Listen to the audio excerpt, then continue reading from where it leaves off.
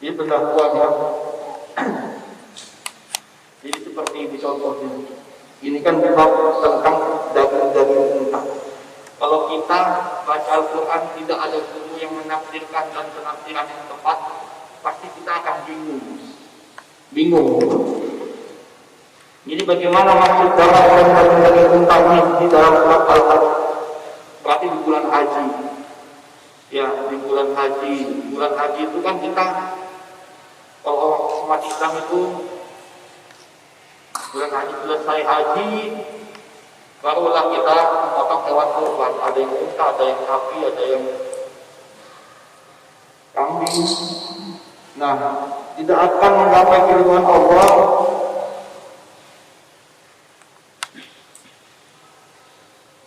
dengan unta dan darahnya itu, tetapi dengan ketakwaan.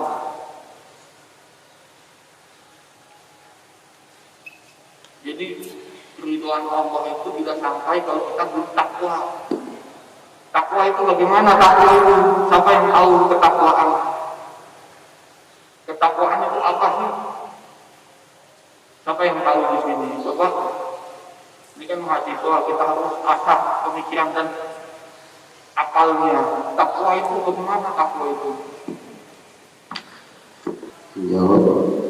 Takwa itu imtisal awalihi wastinabil nawahihi, menjalankan perintah Allah karena takut terhadap Allah dan meninggalkan perkara yang dilarang oleh Allah, bukan karena takut kepada Allah. Betul, pintar. Sudah mulai paham kalian mahasiswa. Takwa itu menjalankan perintah ajaran yang diajarkan oleh Allah lewat Nabi Muhammad dan melarang apa yang dilarang oleh Allah. Itu ketakwaan. Jadi Allah nggak akan ridho kalau kita belum menyelesaikan apa yang diperintahkan oleh Allah dan menjauhi semua segala apa yang dilarangnya. Ya, seperti itu contohnya dalam surat Ad-Duha yang kemarin kita bahas. Wadduha wadduha wal laili idza saja ma wa'adaka rabbuka ma qala walal akhiratu khayrun laka minal ula wala sawfa yu'tika rabbuka fatarda alam yajidka yatiman fa'awa wa wajadaka dhalan fahada wa wajadaka 'ailan fa'aghna fa ammal yatima fala taqhar wa amma sa'ila fala tanhar wa amma bi ni'mati rabbika fahaddits. Kenikmatan yang sempurna, yang hakiki adalah keridhaan Allah semata. Sampailah engkau menemui derajat yang paling tinggi di sisi Tuhanmu, di sisi Allah Subhanahu wa taala. Derajat yang paling tinggi adalah keridhaan Allah. Itu tempatnya surga Firdaus. Jadi keridhaan Allah itu sangatlah penting. Selesai keridhaan Allah, baru keridhaan orang tua. Bapak ibu itu maafin. Nomor 2. Yang ketiga baru keridhaan guru.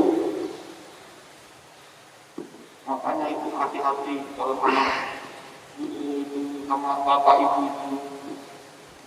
Apalagi jangan sampai durhaka kita sama orang tua. Biarin kalau orang tua marah-marah, galak-galak, ya ngomel-ngomel, diemin aja, nggak usah dilawan. Walaupun dia salah juga diem aja, tinggalin aja, jangan didebatin. Takutnya nanti keluar kata-kata dasar anak monyet jadi monyet beneran.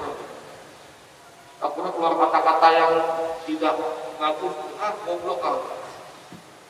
Keluar kata-kata yang tidak bagus diucapkan, udah mulai pintar, durhaka kamu aku sudah. Sebab itu nggak usah diladeni kalau misalnya ada permasalahan kecil, masalah besar, nggak usah. Baik ini. Kata-kata orang-orang yang sukses itu, bapak ibunya itu nggak gampang mengeluarkan kata-kata yang tidak baik. Kalau orang sukses itu, kata-kata bapak itu mudah-mudahan jadi anak pintar, mudah-mudahan jadi anak baik gitu beda. Tapi kalau anaknya ibu bapaknya ngomongnya kasar, ini anak setan itu, jadi setan itu. Karena mulutnya orang tua itu kalau bahasa kitanya itu sakti, berbahaya. Begitu pula seperti guru juga, makanya keriduan Allah, keriduan orang tua, dan keriduan guru. Tadi surat Al-An'am tidak sampai kepada kebaikan, kemuliaan kalau tidak diawali dengan ketakwaan. Terus dari Al-Imran juga di situ ada, di kitab Riyadhus Shalihin ada. Coba baca Bismillahirrahmanirrahim. Inna tuqawmu ma fi qulubikum wa ta'lamu ya'lamu.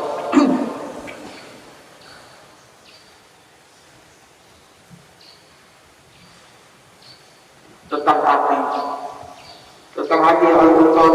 Jadi apapun yang disembunyikan di dalam hati pasti Allah maksudnya mengerti dan mengetahui. Maksud di sini misalnya kita curhat, kita susah sedih, makanan nggak ada, lauk nggak ada, teman pelit, giliran datang paketan pada diem-dieman, paketan udah habis baru colek-colek teman. Jadi hidupnya suka dizolimin orang. Kalau ada makanan, teman-teman ada kerapat, makanan habis, teman-teman pada menghindar. Terus kalau mau naik derajat, ya persaingan, ujian, sekolahan, mau naik pangkat, ada aja orang yang ganggu, ada aja orang yang iri, ada aja orang yang hasad. Nah, jadi janganlah kau sembunyikan apa dalam hati. Maksudnya doa. Karena kita kurang banyak berdoa kepada Allah, kurang sungguh-sungguh.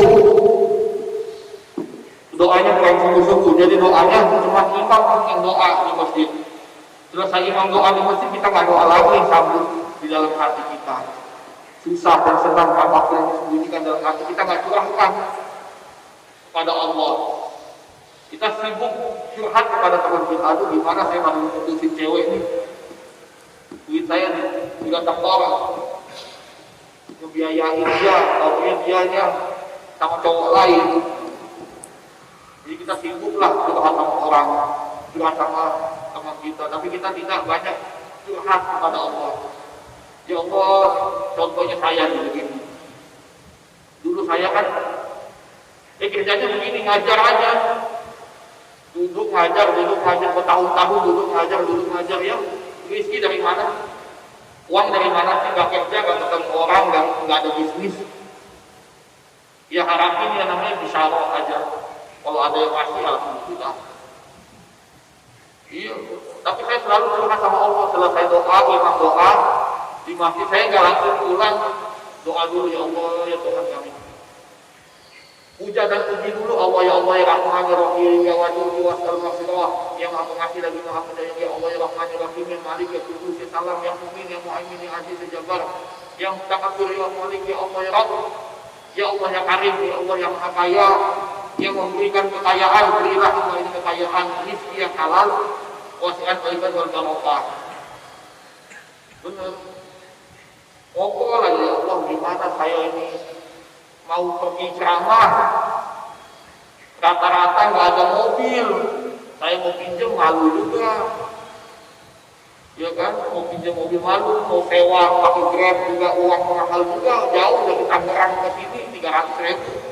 Pulang balik 600.000. Gak ada uang saya, sedangkan ceramah itu kadang diamplopin, kadang gak diamplopin. Diamplopin paling 1 juta, kepotong 600.000. 400.000 buat makan, 200.000-nya buat ke pondok. Bayangin, miskin juga sama kayak kalian susah gitu. Pas dibuka amplopnya 400.000. Sama panitianya dibuat sama duitnya. Buat bayar mobil gak cukup. Mobil 600.000 pulang pergi 300, jauh. Bekasi ujung.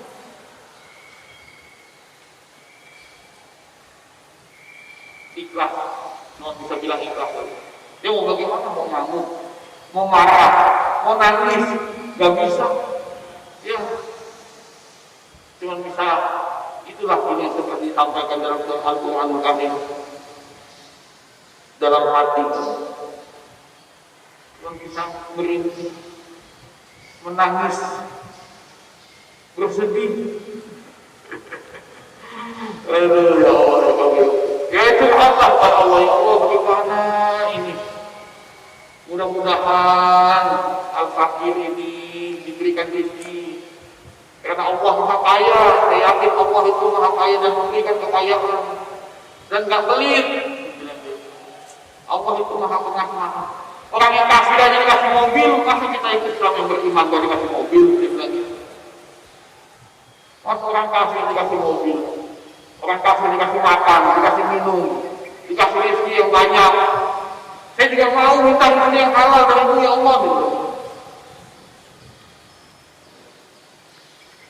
Diajak ngobrol Tuhan. Alhamdulillahirabbil alamin, arrahmanirrahim, maliki yaumiddin, iyyaka na'budu wa iyyaka nasta'in. Raja dari segala alam semesta semua punya ya Allah Raja. Kau ya Allah. Masa kasih dulu sedikit aja susah sekali. Kan Allah Kaya, kasihlah. Itu. Bayang sekali dapat saya mobil 3, bukan 1, 3 mobil. Gak beli, gak keluar uang seperti itu. Gak keluar uang.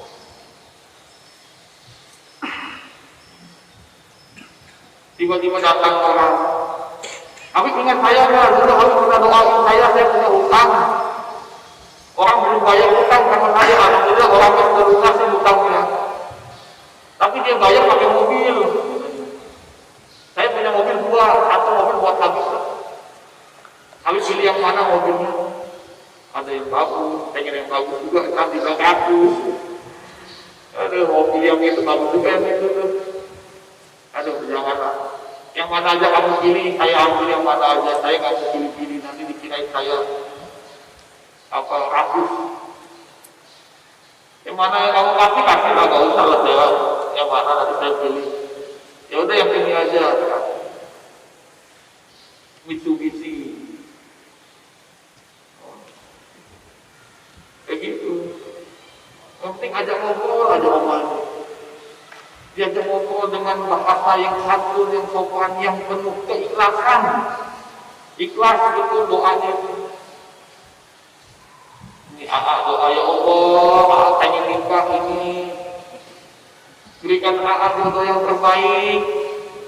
Karena jodoh sesungguhnya adalah cerminan hamba ini. Berikan cerminan yang bagus, yang baik. Coba kamu bercermin di kaca. Mau pasti. Alhamdulillah dikasih jodoh, akhirnya dapat. Suruh pilih, tinggal istihara. Pasti barokah hidup itu. Gak usah kita harus jadi rezeki yang haram. Gak usah kita harus cari rezeki yang haram. Yang halal masih banyak. Banyak orang baik di luar sana, masih banyak. Terus sekarang surat Al-Imran, ini tadi sudah ya. Sekarang hadis ini dari Amirul Mukminin ya, Abu Hafsah Umar bin Khattab, dari sahabat Rasulullah SAW. Jadi semua amal itu tergantung daripada niatnya. Betul kan, kalau kita pergi niat karena hijrahnya kepada Allah untuk menjadi hidup yang lebih soleh lagi, lebih alim lagi, lebih bertakwa lagi, kita dapat niat itu. Kita niat sholat lillahi ta'ala karena Allah. Kita niat hidup kita, sekolah kita, belajar kita, menuntut ilmu kita karena Allah. Jadi jangan karena wanita, dan jangan juga karena niat-niat yang lain. Kenapa bisa karena wanita di sini nih, Sayyidah Umar? Pasti buat kita nih. Karena laki-laki itu rata-rata seperti itu. Bahaya juga makanya. Kenapa bisa disebut? Kenapa hijrah itu jangan sampai karena wanita yang dia inginkan, ataupun dengan niat-niat yang lain. Kan bisa niat. Kenapa mesti ada wanita. Rasulullah sudah tahu kan, kita merantau ke sana tuh mau cari cewek, anak istri di rumah ditinggalkan, pergi merantau jauh-jauh, tahu pengen nikah lagi. Bapaknya kemana? Bapaknya pergi kerja di mana, di Kalimantan. Kok nggak pulang, sudah 2 tahun nggak pulang-pulang. Kemana bapaknya? Tahunya kawin sama istri muda. Makanya harus dibaikan dulu sumpah Al-Quran. Kalau mau pergi jauh, sumpah kerja lillahi ta'ala, niatnya karena Allah. Jangan sampai ada niat-niat yang lain. Seperti kita di sini juga, kita niat sekolah supaya pintar cari uang, kita niat sekolah supaya dapat calon atau jodoh yang baik, yang bagus. Jangan, kita pasrahkan kepada Allah Subhanahu wa Ta'ala. Selama kita mengerjakan apa yang diajarkan oleh Allah dan Rasul-Nya, pasti kita selamat, dan apa yang kita dapatkan pasti terkabulkan oleh Allah, hajat-hajat kita. Cerita aja dulu, saya dulu rumahnya kecil. Ini pengalaman saya supaya memberikan motivasi kepada kalian semua. Tidak ada hidup yang langsung kaya, kecuali lahir daripada konglomerat. Enggak juga. Enggak ada orang yang langsung kaya. Enggak ada. Semuanya butuh usaha. Semakin banyak usaha kita, semakin banyak apa yang kita dapatkan itu. Rumah kecil, sabar, saya nggak pernah minta pada anaknya orang besar, orang soleh. Nggak pernah minta. Rumah kecil kalau hujan banjir masuk air, tenggelam semata kaki. Bayangin tenggelam, hujan doang itu. Udah kayak di Jakarta, lainnya tanpa baik. Iya. Selalu nggak pernah saya ngeluh, wah rumahnya bocor, nggak pernah bilang bocor ini sialan apa itu marah-marah, rumah yang ini. Enggak, mudah-mudahan bocor ini kena air hujan ini menghapus dosa saya. Selalu positif, selalu baiklah pikiran itu. Iya. Alhamdulillah sekarang rumah saya. Ya bukannya sombong kan? Ya alhamdulillah dikasih juga. Dikasih. Ada 4. Ada 4. Sampai yang rumah saja belum punya. Karena saya nggak pernah ngeluh, usaha terus, yang penting saya niat karena Allah. Saya tinggal tempat begini, susah begini karena Allah. Saya mau minta keridhaan Ilahi. Dikasih musibah, dihapus dosa-dosa saya, ya Allah, ampuni kesalahan-kesalahan saya.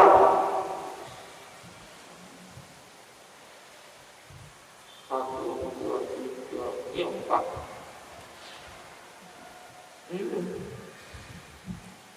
Ada orang jelek-jelekin, masa ya, rumahnya sempit, nggak bisa masuk mobil. Ada yang, saya bilang begini, ada yang punya rumahnya kecil tapi punya mobil, nggak punya garasi. Ada yang punya garasi, rumahnya gede tapi nggak punya mobil. Itu semuanya kan adalah anugerah dari Allah.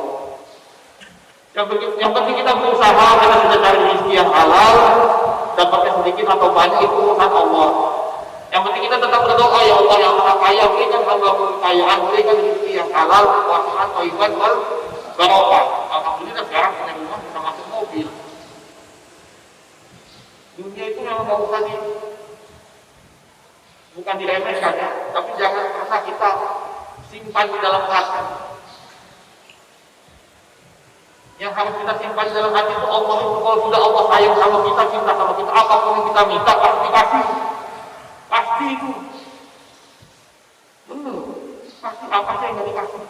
Kalau Allah sudah sayang sama kita, semua Allah kasih sama saya. Allah kasih. Gak ada yang Allah gak kasih sama kita. Semuanya dikasih. Apa yang gak dikasih sama Allah?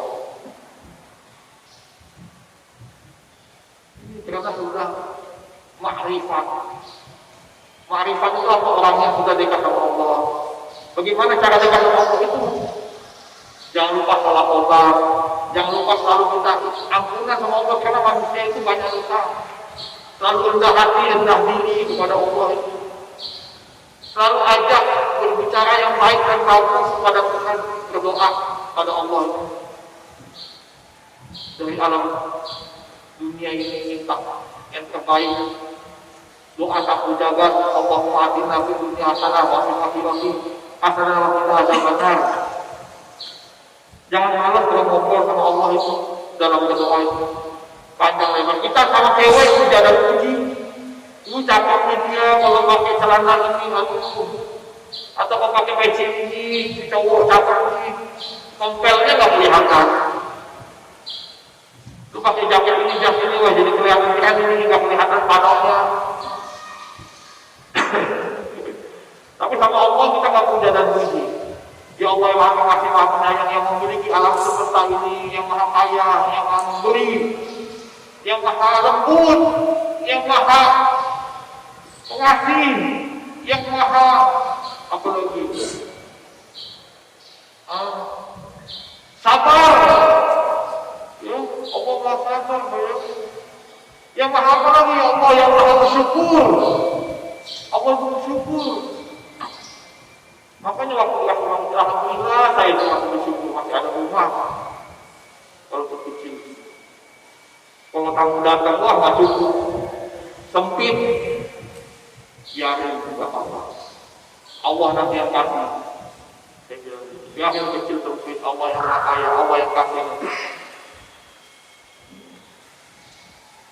Jadi gitu, jadi tawakal dan yakin dan berusaha. Kita dilihat karena siapa? Kita mondok karena siapa? Karena bapak ibu kita, atau karena pacar kita, atau karena niat-niat yang lain seperti untuk memperkaya diri, untuk menjadi orang alim, untuk menjadi orang soleh. Gak apa-apa, boleh. Tapi harus yang pertama niat lillahi ta'ala. Ibaratnya seperti sholat usolli fardhu subuhi wa fataini mustaqim dan kitabin adaan makmuman lillahi ta'ala. Lillahi ta'ala, karena Allah ta'ala. Bismillahirrahmanirrahim, karena Allah ta'ala. Jadi itu, ya. Bukan saya mengajarkan kalian untuk begini-begini, enggak. Saya mengajarkan kalian untuk rendah hati. Sekarang belum pernah salah tobat belum? Sudah tobat sudah belum? Hah? Udah berapa tahun nggak pernah tobat? Kapan terakhir salah tobat? 2 tahun yang lalu. Itulah sama Tuhan itu kalian masih meremehkan. Bagaimana nggak dikabulkan? Mesti tahu kita mau nggak ada salah, nggak ada salah. Sudah, misalnya sunatan pembatan asuhah apa ini ada alhamdulillah ta'ala. Selalu itu nggak boleh salah, katanya nggak boleh. Hadisnya seperti itu. Kenapa nggak boleh? Ya sama Nabi nggak boleh ya nggak boleh aja. Mau usah tanya-tanya kenapa nggak boleh? Karena katanya apa? Terbitnya fajar itu tidak boleh melakukan sholat. Insya Allah kita sama-sama mencari solusi di dalam menuntut ilmu, dalam belajar, karena ilmu semua kepunyaan Allah. Kita cuma hanya orang yang meminta keridhaan ilahi, hanya hamba Allah yang meminta ampunan dari Allah Subhanahu wa Ta'ala. Karena yang namanya ulama itu adalah orang yang takut kepada Allah. Kalau dia nggak tahu sama Allah, walaupun dia pakai ulama juga sepenuh apapun, dia nggak tahu makna ulama itu apa, ustaz itu apa, kiai itu apa, berarti dia bukan golongan daripada ulama. Karena ulama itu orang yang takut sama Allah Subhanahu wa Ta'ala. Kadang kita bisa baca berkali-kali hadis-hadis ini, tapi yang kita cari itu bukan daripada baca dan duduk di dalam majelis juga. Kita ingin supaya dekat dengan Rasulullah SAW. Ketika kita membaca hadis, kan kita otomatis dekat dengan Nabi Muhammad. Hadis ini kan dari Rasulullah. Bagaimana kita bisa dekat dengan Rasulullah kalau kita sendiri tidak baca apa yang disebut dan dibicarakan oleh Rasulullah itu? Begitu. Jadi nggak bisa orang mimpi Rasulullah atau dekat dengan Nabi Muhammad kalau dia tidak belajar sifat-sifat dan biografi dan perkataan orang tersebut. bisa dibilang dekat. Yang namanya dekat itu kan ada kontak personal. Kontak personal ini bisa didekat, bisa didapat dengan cara kita mempelajari sifat-sifatnya dengan membaca.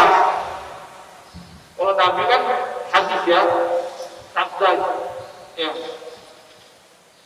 sabda betul. Kalau Allah firman, itu yang firman.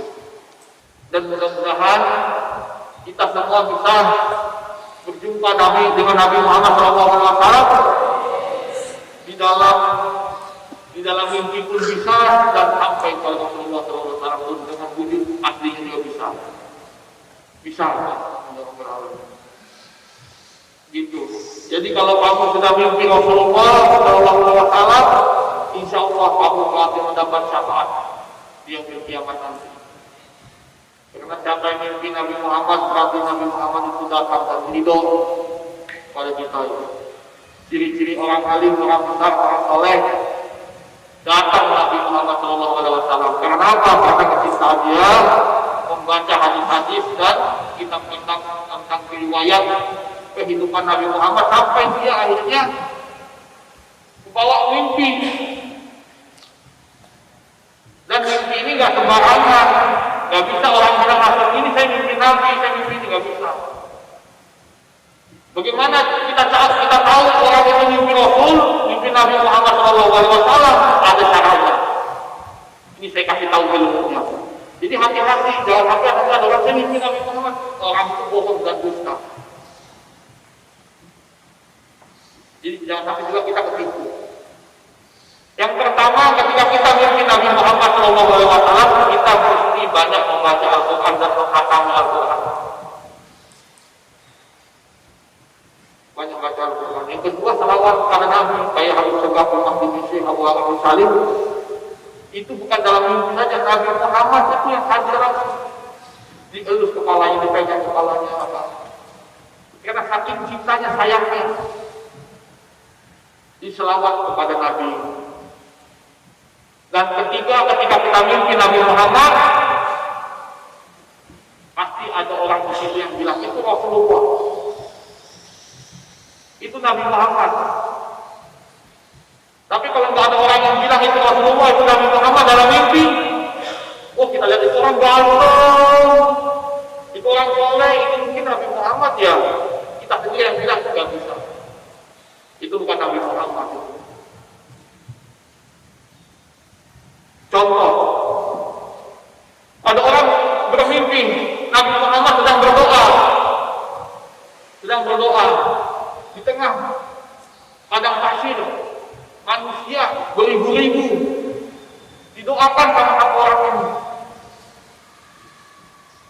Ada orang yang bilang begitu, itu Nabi Muhammad sedang berdoa, itu ada Nabi Muhammad, orangnya itu Nabi Muhammad, itu berarti Rasulullah yang sedang berdoa itu.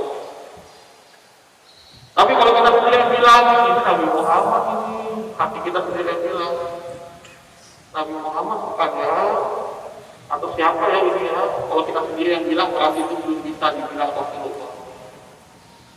Jadi contohnya seperti itu. Jadi jangan gampang-gampang ada orang bilang mimpi Nabi Muhammad, tahu dari mana itu Nabi Muhammad?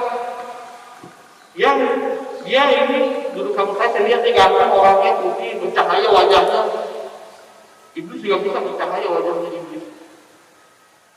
Makanya hati-hati jangan sampai. Dan yang ketiga, yang keempat, dia sendiri yang bilang, saya Rasulullah SAW, Nabi Muhammad SAW. Nah itu berarti benar Nabi Muhammad yang datang, man ra'ani fil manan, man ra'ani al-haqqan, berarti benar Nabi Muhammad yang datang dalam mimpinya. Itu. Saya lihat orang bercahaya pakai garu, pakai juga. Dia makan ayam di pojokan sana. Itu Nabi, saya mimpi Nabi. Banyak orang kan itu bilang mimpi Nabi. Ada yang bilang bawa Nabi bawa rokok. Tahu dari mana dia Nabi bawa rokok? Karena dalam mimpi saya bilang itu kayaknya Nabi kayaknya. Dia sendiri yang bilang itu syaitan.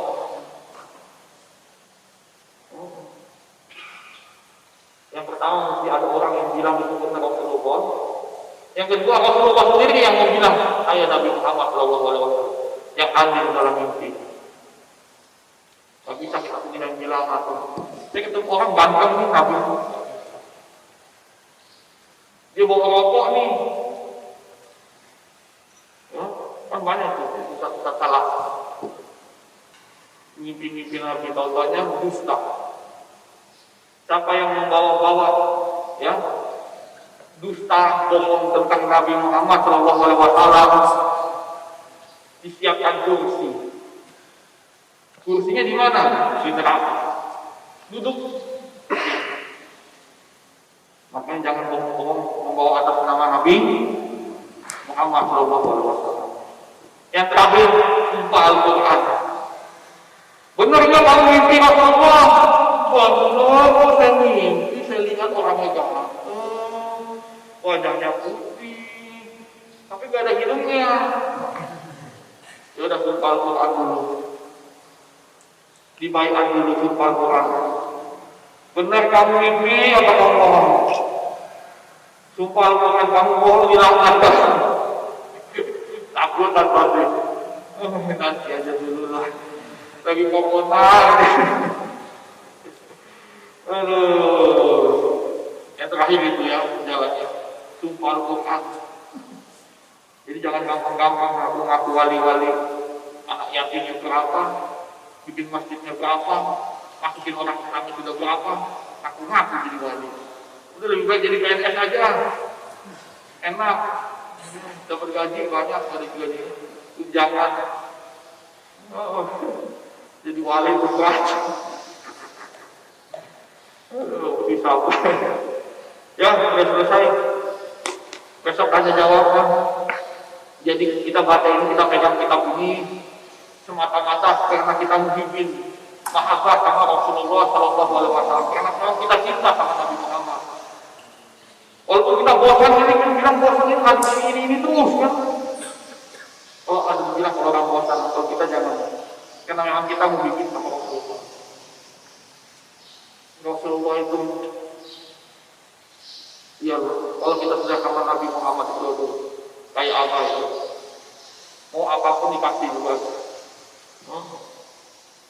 Tapi jangan minta itu semua, minta keridhaan Allah semata, minta keridhaan Allah semata. Sedih, pengen mimpi Rasulullah itu, pengen mimpi. Ya Allah, walau kana biru'yah, walaupun hanya di dalam mimpi. Senang kalau kamu sudah mimpi Rasulullah itu suatu kebanggaan, suatu kemuliaan, suatu lebih senang daripada dapat piala. Mimpi Rasulullah itu kelebihan yang Allah berikan. Makanya itulah. Jadi jangan mimpi yang ini, mimpi itu harus yang bagus-bagus, yang baik-baik, mimpi syaitan.